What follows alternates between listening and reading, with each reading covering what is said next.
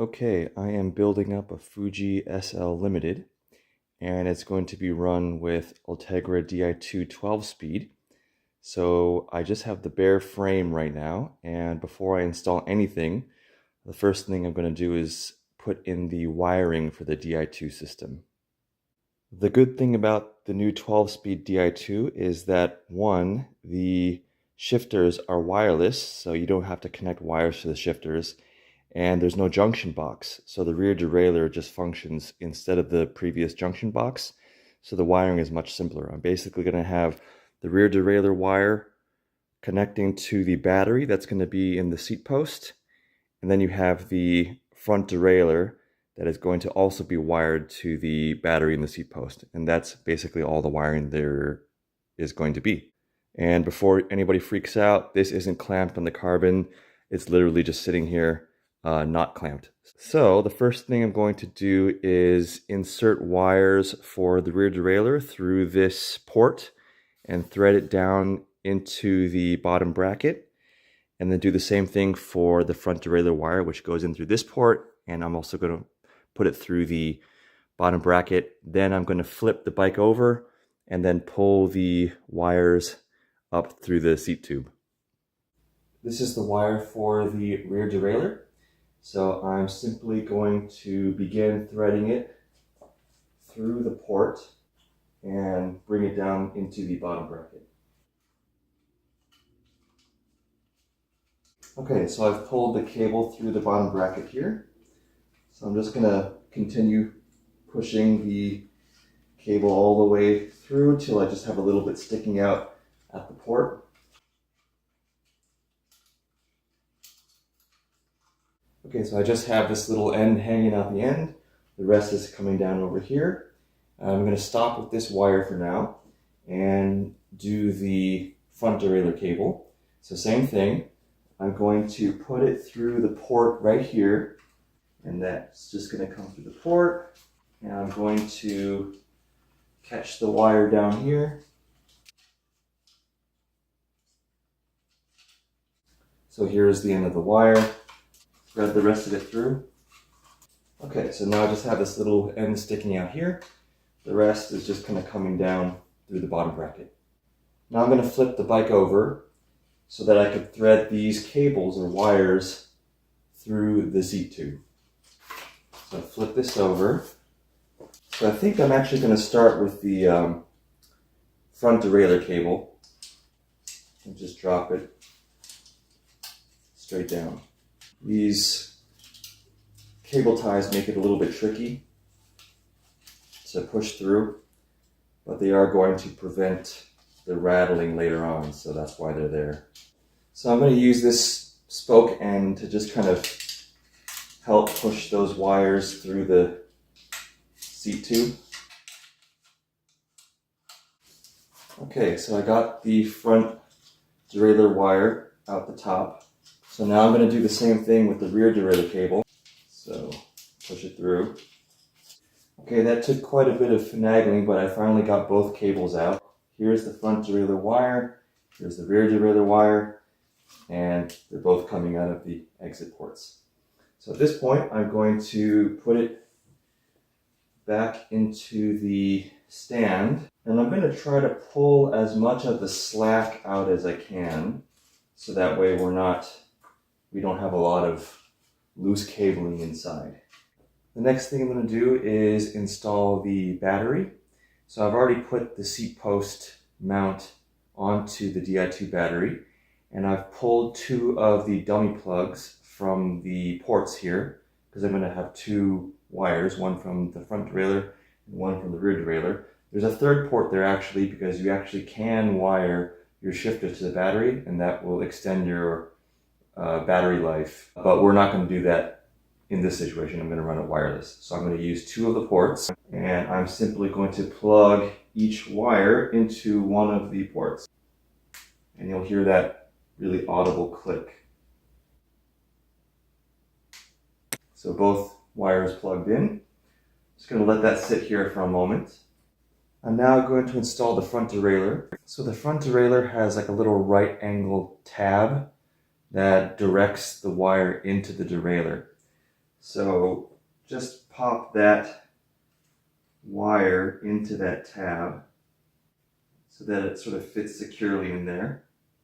At that point, you can just plug it straight into the derailleur port. So I've plugged that in. And now I can mount the derailleur onto the tab. Okay, so the front derailleur is temporarily secure. We're not going to set it permanently. We're just going to have it here for now until we install the rest of the components. And then now I will do the rear derailleur. So here's the rear derailleur. The port for the wire is right here. And I'm going to install this little gasket that it comes with. Just pop that over the port. And then I'm going to plug the wire into the port. So there's a little tool that comes with the derailleur that helps you plug that wire in. So you'll hear that click, and then you can see actually the lights lit up, and I heard like a little electronic, movement there. Then I'll put that gasket back over the port, and then I'm going to just install the derailleur onto the hanger over here.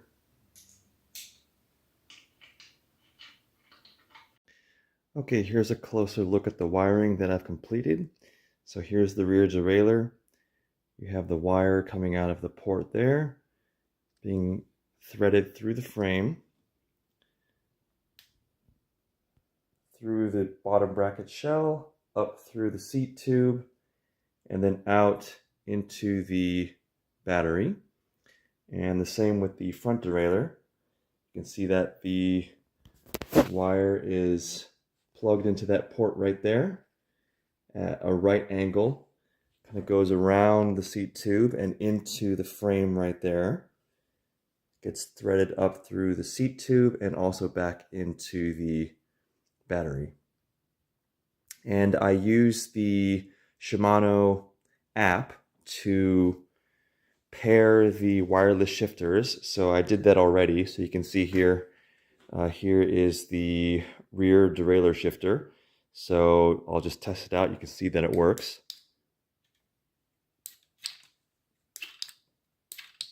Okay, so that works. And then the left shifter for the front derailleur.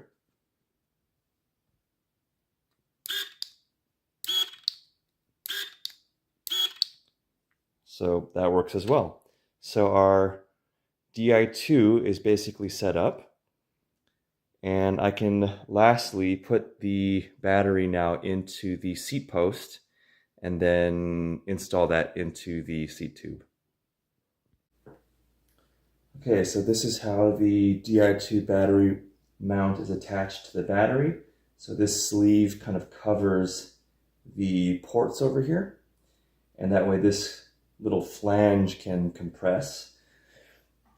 We'll just put the seat post over like this, and it'll stop here at that flange, and then we'll go ahead and just kind of slide that in. And for now I'm just going to leave it at this minimum insertion point. That way I can actually clamp to the seat post rather than having it just kind of slide here on the frame. So I'll just temporarily tighten the seat post collar so that this is secure. Okay, so now we're ready to move on from the Di2 for now. The derailleurs are set up even though they're not adjusted yet, but once we've set everything else up and attached all the components, then we can do the actual indexing. But right now, as you can see, everything works. Di2 works, so we're ready to put on other components. The next thing I'm going to do is install the brake and the brake hose. And this is internally routed, so I'm going to route it through the frame.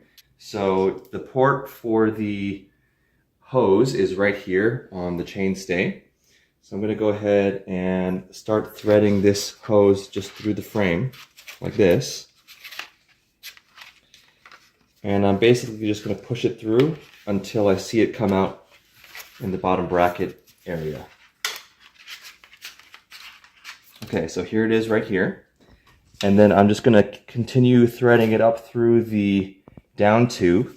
So as I feed it through, I'm gonna push it up into the down tube. So it's just gonna head straight up. Now, I've left the head tube open, so there's no frame in here. So I should be able to catch this hose, which it's right here. So that way, because I can reach in here, I can just push it through the port. You can't see it from that side, but it's over here. But because I can reach my hands in here, I can basically kind of direct it through this port on the side. And here it is. So I'm just gonna continue pulling this through as I feed it through on the other end until I just have a little bit left where the caliper is. And that gives me some room here to install the caliper right here. Or in fact, I can actually just screw it in just loosely, just so I know kind of where it goes. So that's the rear caliper. To install the front caliper, it's much easier to do when you have the fork out of the frame. So same thing, this is internally routed, so the hose is going to go into the port here at the towards the bottom of the fork, and it's going to come out here towards the top of the fork. So I'm just going to thread this through this port down here, and I'm going to have to sort of twist it around until it comes out the top there. Might take a few tries. Okay, so it took a lot of trial and error, but I finally got the hose to exit through the top port.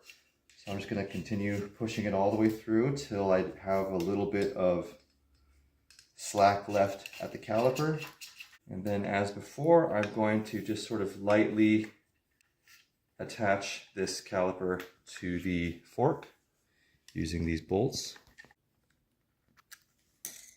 Now that the brake caliper is kind of loosely mounted in the fork and the hose is out of the port, I'm going to finally install the fork into the rest of the frame.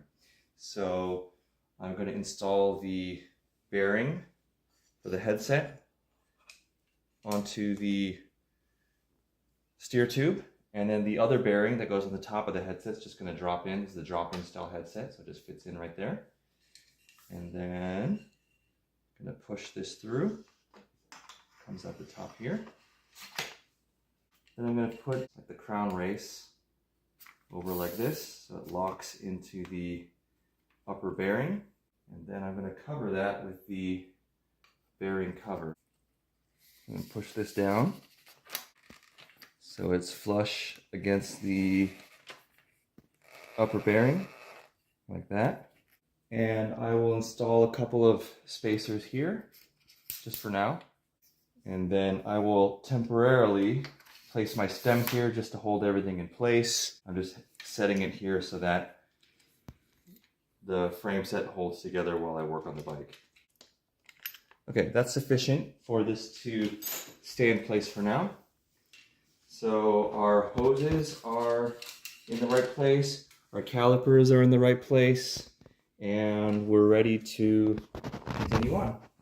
Okay, so now that the stem is sort of tentatively installed, I can also tentatively install the handlebars so we can start attaching the levers and connecting the brake hoses. Okay, I'm going to drop my bars in here, replace the plate, and start reattaching the bolts. So right now we're just kind of setting it in place so we can assemble the rest of the bike. Okay, that's good enough for now, and we're ready to install the levers. Okay, I have the right lever here, so I'm going to pull the hood back and use my hex key or hex wrench to loosen this bolt here. Just enough so I can easily slide it over the bars. And we're just gonna place it approximately in place for now. And then I'm gonna retighten the bolt so that it doesn't move.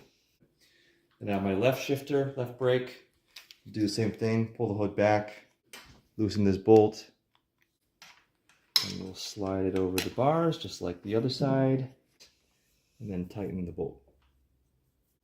Okay, with everything in place, I'm going to use some tape to mark off a few important things.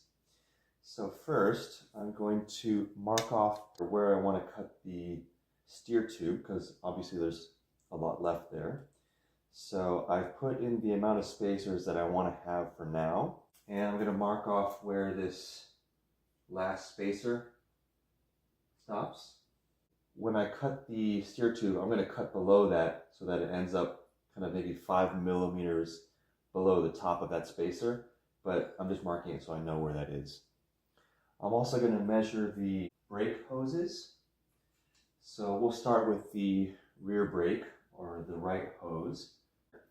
So it's already threaded to the frame, so I'm just going to guide it along the handlebars. And it's going to end up approximately here. You can actually see the port where that's going to go in the shifter. So I'm just going to guide it till it reaches that area and give it a little bit of extra slack, just in case I want to make adjustments to the placement of the bars or the stem later on. And I will tape that off as well. You can see I'm just going to tape that here.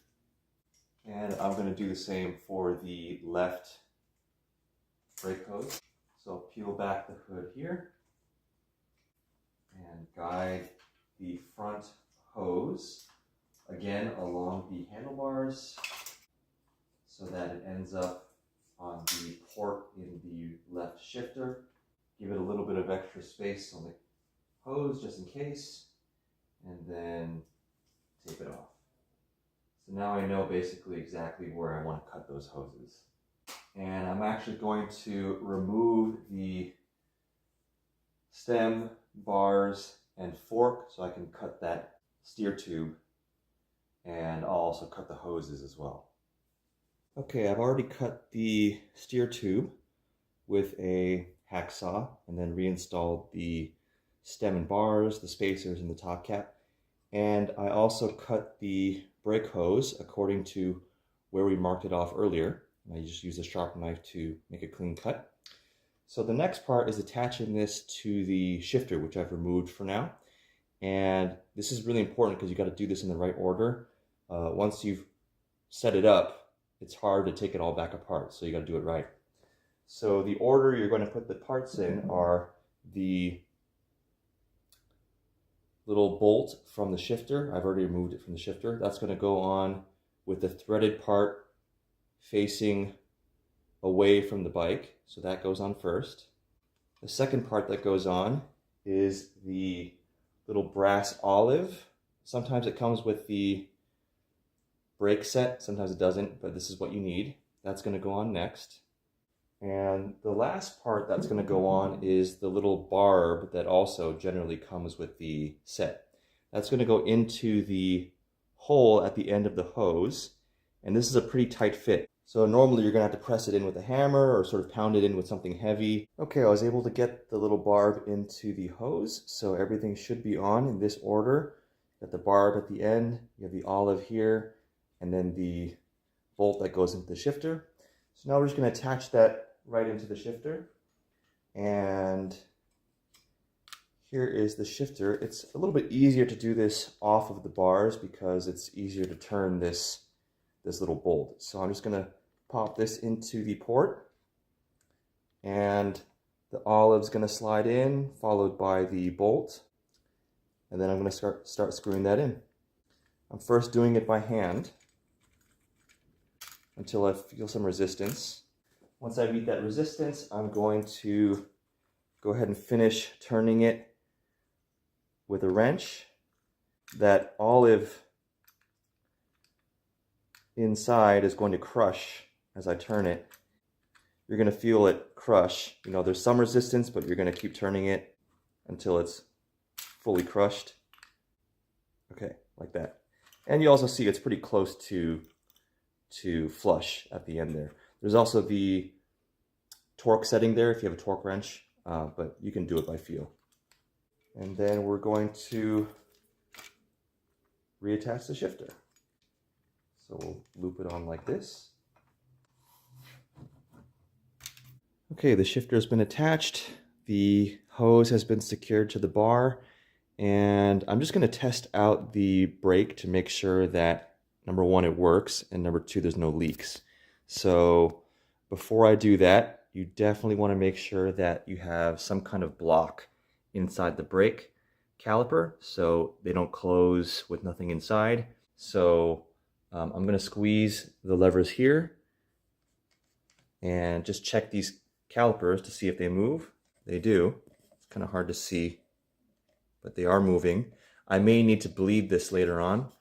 And as I give them a good squeeze, I'm checking for leaks at that port, and I don't see any.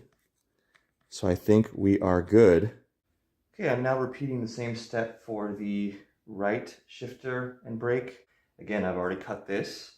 So I'm going to attach the little pieces in the same order as before, starting with the bolt that goes into the port. That goes first with the threads facing away from the bike. Then I'm installing the little olive here. And lastly will be the barb that goes into the end. And I'm going to hold this with my little clamp here while I try to pound it in with a large wrench like this. Okay, that one actually went in really easily, so didn't take a lot of force. And we're going to route it along the bars and into the brake port on the shifter. The brass olive goes in next, and then the little bolt. And once again, I'm going to begin hand tightening it until there's resistance. So you can see that it is attached, and I've already hand tightened it, so I'm going to use a adjustable wrench to continue tightening that. Okay, I've tightened it until I felt the brass olive inside crush, and then I felt the final resistance as it expanded into the port. So now, again, I'm going to test the brake and the hose. Again, double check the caliper to make sure that the brake block is installed. And then I'll go ahead and squeeze the levers and check the pads to make sure they move. Okay, so you can see them move a little bit, so it does work. And I'm also going to double check the port to make sure there's no leaks. And I don't see any. So I think we're also good here. And again, we'll probably do a light bleed of the system when we're all done, but for now we're done with the brakes. Now we're going to install the bottom bracket into the frame. This frame set uses a PF30. It's a press fit bottom bracket. I don't really like press fit bottom brackets, but that's what this is. So the bottom bracket that I have is a Wheels Manufacturing threaded bottom bracket, which means the pieces press fit into the shell, but then they thread together, so that reduces the possibility of creaking. So I really like these. You can use different ones, but I like these. Another reason these are good is that they're really well made and they entirely cover the spindle. So that way the wires or cables aren't going to be rubbing against the bare spindle. So this is what I recommend, but you could use a different bottom bracket depending on your shell size and your spindle size. These are for 24mm Holotech Shimano cranks. So the way I'm going to install these is, first I'm going to put a little bit of grease where the cup is going to go into the shell. Then I'm going to press by hand, and this is the female side, this goes into the drive side. So I'm just going to press it by hand as straight as possible into the shell. Now it actually goes in basically all the way, so I didn't even need to use the press. I had a press ready to go, but it turns out I don't need to do it. So now for the other side, this is the male side. I'm going to do the same thing. I'm going to thread, or I'm going to put some grease on the cup where it fits into the shell. And I'm also going to put a little bit of grease on the threads themselves. So I'm going to thread this into the other side. This is the non-drive side. So it's going to make contact with those threads. So basically I just start screwing it in by hand. Now once the cup touches the shell, it's going to get a lot harder because there's that friction. So at this point I'm going to use the bottom bracket tool, which fits onto this piece, and attach that to a ratchet and use that to tighten. Okay, and we're tight. All set. So our bottom bracket has been installed. That was actually a very easy install. Now that the bottom bracket's installed, I'm going to install the seal covers for the bearings. I'm going to very lightly grease those, and I'm just going to pop that right over the bearing. Now that the seal is on, I can install the crank. And I've already greased the spindle for the crank to just keep it from having any creaks later on. And that goes straight into the bottom bracket. And it should just push all the way through. There it is on the other side right there. And same thing on the other side. I'm going to install the other seal for the bearings. Put it over the spindle and onto the bearing like that. And I'm going to just tap the spindle a little bit to get it all the way through. Ideally, you don't hit it with like a mallet or a hammer or anything. You might have to, but in this case, I just did it by hand. So now I'm going to install the non-drive side crank arm. That just goes over the teeth on the spindle. Make sure it is parallel to the drive side crank. Fits straight on like that, very easily. And then there is a little star cap that screws in after that. So I'm going to drop that in. And there is a specific tool that you need. It's this tool right here to tighten that. So that's going to go in here. Tighten that by hand. And basically I'm going to make it as tight as I can make it by hand. Once that is hand tight, I'm going to tighten these bolts here on either side of the crank arm to secure it. So we'll do that side, and we'll do the side lightly. We're going to alternate sides so it tightens evenly. So a little bit on that side, a little bit more on this side. Okay, and that is it. Cranks are installed. Okay, the next thing I'm going to do is set up my wheel set. This is a Zip 303 rear wheel. So first thing I'm going to do is mount the tire and tube. I like to line the tire logo up with the valve hole, just kind of makes it neater and easier to find.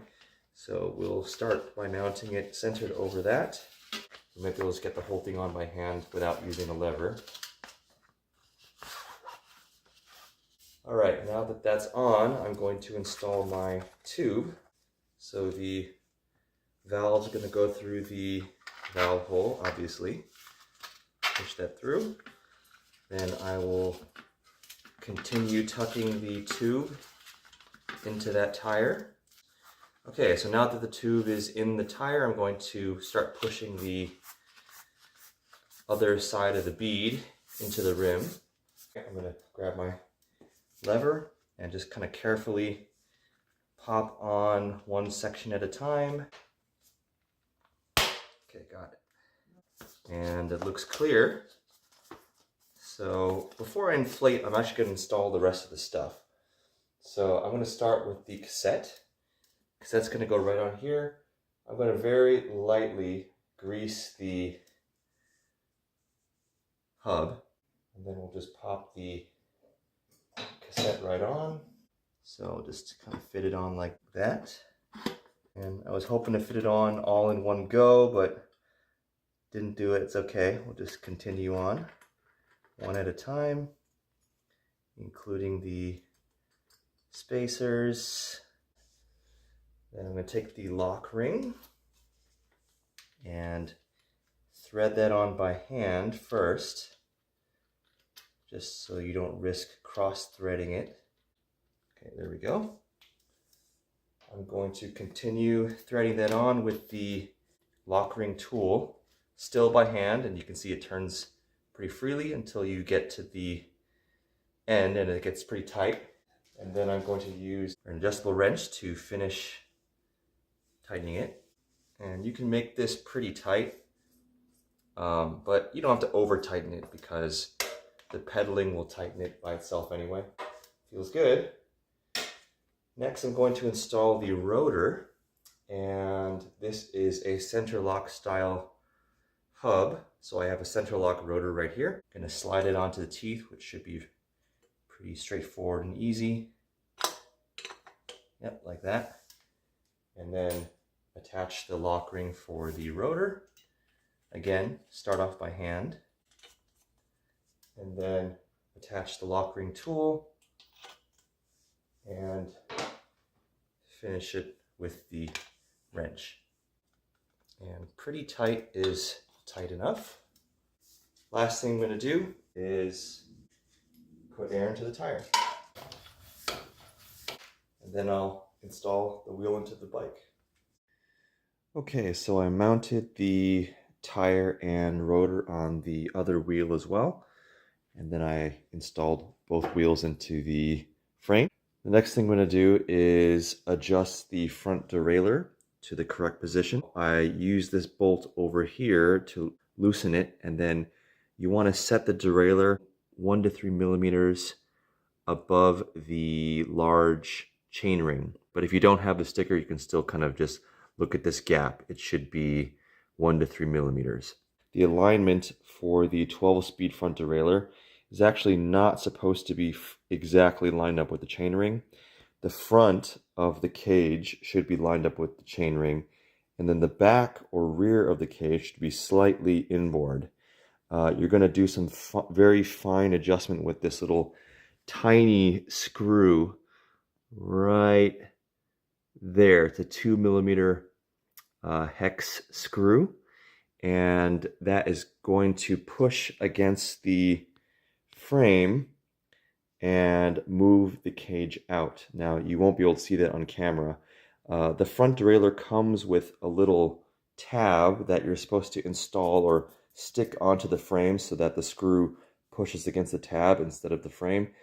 In my case, the derailleur mounting tab actually stops the screw from touching the frame, so you don't need to install the tab. But if the screw is going to touch the frame directly, then you want to install that little support tab.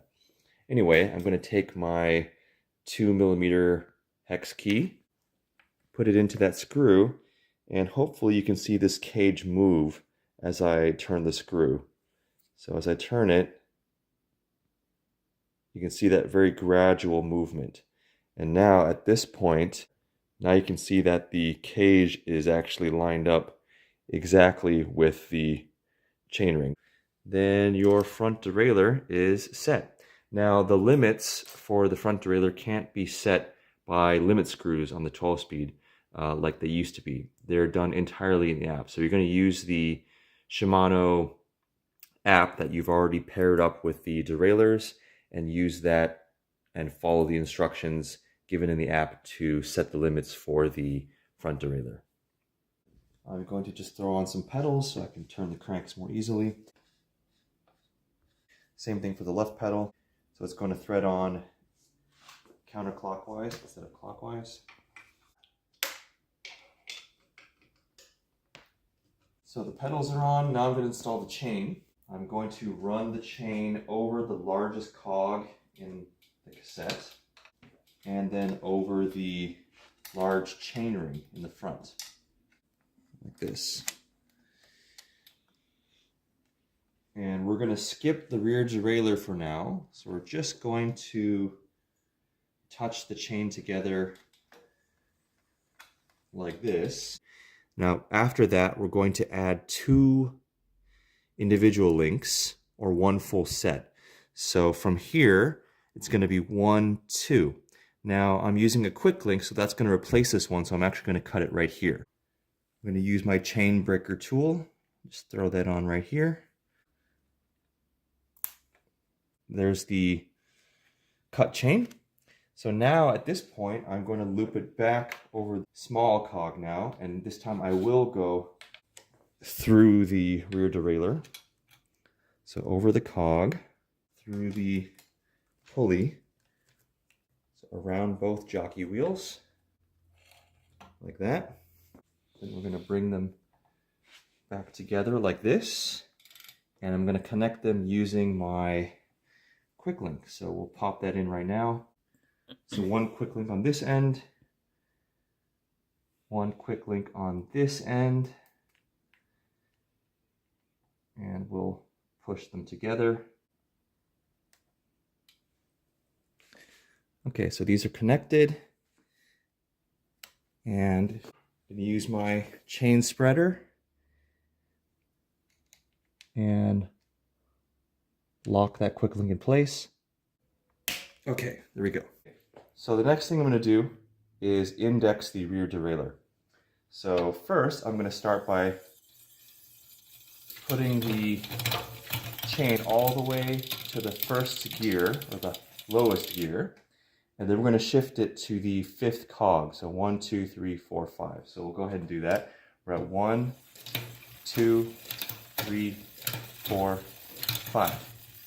Okay, so we're on the 5th gear, and I'm going to now press and hold the button on the rear derailleur until it blinks yellow, and then I'm going to use the shifter buttons to slowly and incrementally move the derailleur inboard until it makes noise. So I'll show you how I do that. So press and hold it till the yellow light turns on. Takes a few seconds. Okay, there's the yellow light. I'm going to move the derailleur inboard until it rubs against the cog. So let's go ahead and try that.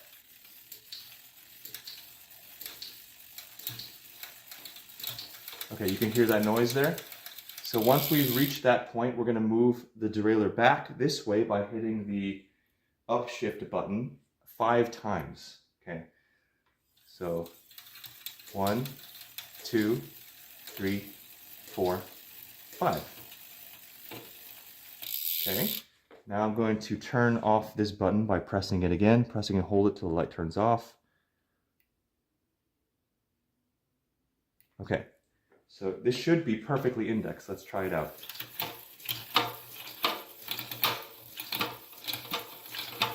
Okay, highest gear, all the way up.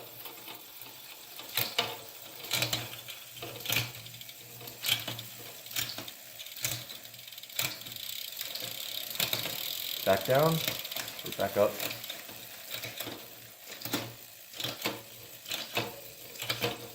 Feels good. There is the brake noise. That's not the chain, that's the brake rubbing, so that's a separate noise. Okay, pretty good.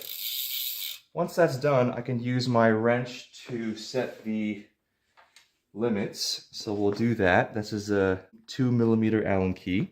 It's kind of hard to see, but I'm turning the high limit screw until it touches the derailleur.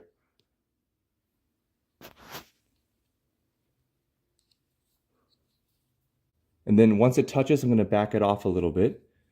So that just prevents the derailleur from overshifting for any reason. We'll do the same for the low limit. So I'm going to shift back to the largest cog. And I will set the low limit. Now this one's a little bit easier to see. You can see the screw.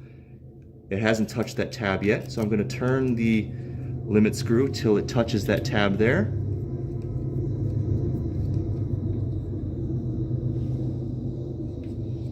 Once it actually touches, I'm going to back it off a little bit. And that, again, prevents the chain from overshifting into the spokes. Unlikely to happen because this is electronic, but we do it just to be safe. Now that the rear derailleur has been indexed, I'm going to check the B screw adjustment. This one's a little complicated, but if you have the guide that came with the derailleur, you can just kind of line it up here against the pulley cage. Line it up like this. Depending on the size of the cassette you're using, you're going to use these gauges here. Now I have a 34 tooth cog, so this is the line I'm going to use. And you can see that the teeth actually just about reach that line, so that's correct. If you have 28, then you want it to reach this line, and so on. I could probably actually back it in a little bit, so I'll go ahead and do that. So I'm going to put the 2mm Allen key into the B screw, and I'm going to back it out just a little bit. Okay, and you can see that cage move up just a tiny bit. Okay, and then we'll check the alignment again. And you can see that those teeth just touch that line. So I think that's just about perfect. And we'll double check by turning it, and you shouldn't hear any noise. And that sounds pretty good. So if you don't have this guide, so you can still eyeball it by looking at the gap between the top of the jockey wheel and the bottom of the largest cog, and that should be 3 to 6 millimeters roughly. You know, you kind of have to play with it as well to listen for noise. So basically you want it to be as close as possible to each other without hearing any noise. So this sounds pretty good. Again, I'm going to double check the shifting. And so far it's sounding good. So I think our rear derailleur is totally set up. I'm now going to align the calipers with the rotors now that everything is already set up. The easiest way to do that is to loosen these mounting bolts, and they were a little bit loose earlier because I didn't mount them all the way. So just have it loose so that this caliper can still wiggle around. Then as I'm rotating the wheel, I'm going to squeeze the brake, and while I'm holding this brake closed, I'm going to tighten those bolts. I'm squeezing the brake so the pads are pressed up against that rotor, and then I'm going to tighten these bolts. When I do that, they're going to hopefully be aligned with the rotor, and they'll stay there once it's completely tightened. Now, it may not work the first time. Sometimes it takes a few tries to get it, and you'll still hear some rubbing. But if you do it right, and you try it out a few times, eventually you'll get it so there's no rubbing left. And that's assuming your rotor is straight. So you spin the wheel, you shouldn't hear any rubbing on the pads, which we don't. So this one's done. And then we'll do the same thing for the rear caliper. Now that the calipers are in place, I'm going to do a light bleed of the hydraulic system, so that way our brakes are working at full power. Now the brake system comes from the factory with the fluid already in the hose and in the lever. So most of the system already has fluid in it. So I don't really have to do a full bleed. I'm just going to do like sort of a bleed hack where I squeeze the bubbles out of the top of the system, since that's where they all would be. The rest of the system already has fluid running through the whole line. I only really made a connection here earlier, so that's where any of the air trapped might be. So I've pulled up the hood and accessed the hydraulic fluid port here. On older systems, it was actually in the hood up here, but now it's over here. So we're going to use our Allen key to remove this little cap, and you got to be really careful with this one because these are really easy to strip. So make sure that that Allen key is seated in there really well. So I'm going to rotate it. It comes out real, pretty easily, so it's not super tight. So make sure when you put it back, you don't over tighten it. So I'm going to remove that. Comes out pretty easily. Next, I'm going to attach this little piece here, which goes straight into that port. It actually screws in. Then I'm going to put the reservoir on top. So I have my hydraulic fluid. I'm just going to add enough to cover that little drain down there. So we'll just pour that in, just like that. And I'm going to start, gently squeezing this lever. And I should see if there are any bubbles, they're going to start coming out. Just kind of do that, work the air out of the system until we don't see any more air. Okay, it doesn't look like there's been any more air coming out of the system. So I'm going to put this plunger here to keep all the fluid from gushing out. Then I'll just remove the cup. Set that aside. Then I'll remove the little filling screw right here. I'm going to clean up the port here so we don't have any hydraulic fluid like leaking around. Then I'm going to replace that little screw. Again, being very careful not to over torque it. So just, until you hear like a little light click, and that should be it. Don't force it. And so now our bleed is done. The lever feels really good actually. So this brake is done. We'll just do the same thing for the other one. Now the bike is basically complete. So the last thing we're going to do is install the bar tape. At this point, you're going to want to have set your shifters and your stem and your bar exactly where you want them, so that way you can install the tape without any issues. So it's already set, so I'm going to go ahead and do the bar tape. Now this method requires you to have like a short piece of tape to cover this bracket area. Usually when you buy new bar tape, it comes with that extra piece. Surprisingly, this Supacaz tape does not come with that strip. So what I'm going to do is just cut one myself. It's going to be about 2 inches long, give or take. It's not, critical, exactly how long this is. So we'll cut it off the end that you want to end with. So in this case, I want to end with the black end. So I'm going to cut that right here. Going to peel off the backing. And this is going to attach right here, covering that bracket. And don't worry if it's not super secure, it's going to get wrapped over by the time we're done. So I'm going to now start with the end that I'm beginning with, which is the red end. And I'm going to start peeling off that backing tape. I'm going to start at the end, and I'm going to begin by wrapping in towards the bike.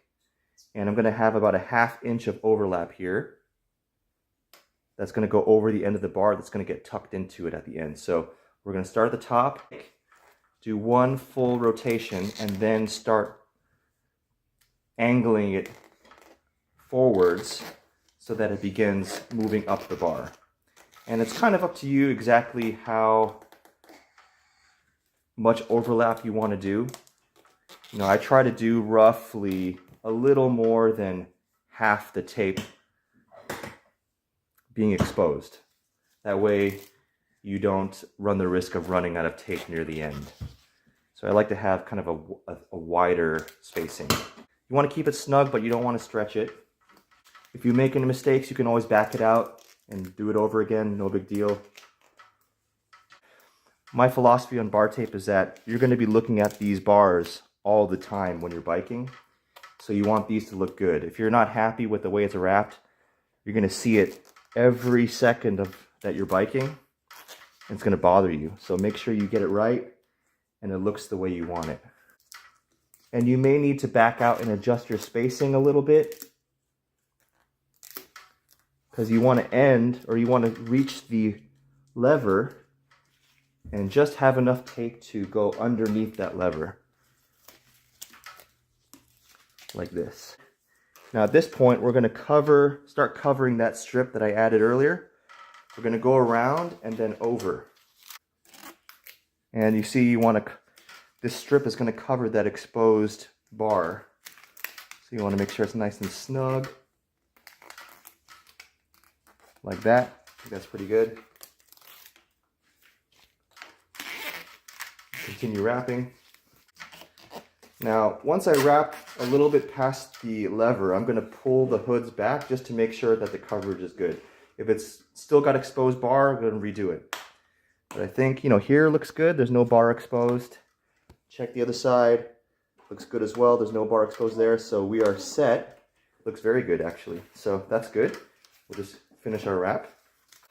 And if you space it out well, you'll have plenty of tape left over. Then you just stop it wherever you want, which I think, here I think is about right. So to cut this tape, you're going to hold the tape at the angle that it's being wrapped in, and then you're going to cut straight like this. So find the line that you want to cut it at, and then just cut straight in that line. Better to be conservative and cut too little and then to trim it later than to cut too much. So just be cautious. So you can see that I cut the tape at an angle so that as I wrap it around, it's going to make basically like a straight line. And then I'm going to use electrical tape to tape this down initially Usually your bar tape comes with finishing tape, and if it's decorative and you want to use that as your main tape, then usually I use electrical tape first to secure the tape. Then I finish with the finishing tape just for cosmetic reasons. So we'll wrap this with electrical right now.